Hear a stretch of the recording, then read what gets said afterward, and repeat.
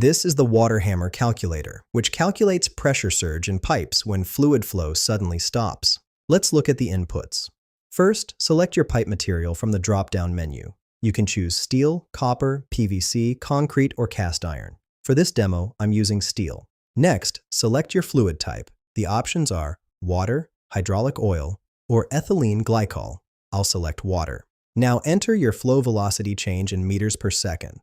Enter your pipe diameter in inches. Finally, input your wall thickness, also in inches. For our example, I'll enter a flow velocity change of 10 meters per second, a pipe diameter of 10 inches, and a wall thickness of 10 inches. After clicking Calculate Water Hammer Pressure, we get our results. The pressure surge is 14,751,485.7 pascals, which is the sudden pressure increase when the flow stops. The wave speed is 1475.1 meters per second, telling us how fast the pressure wave travels through the pipe. These values help engineers design systems that can withstand water hammer effects. Find the link in the description below.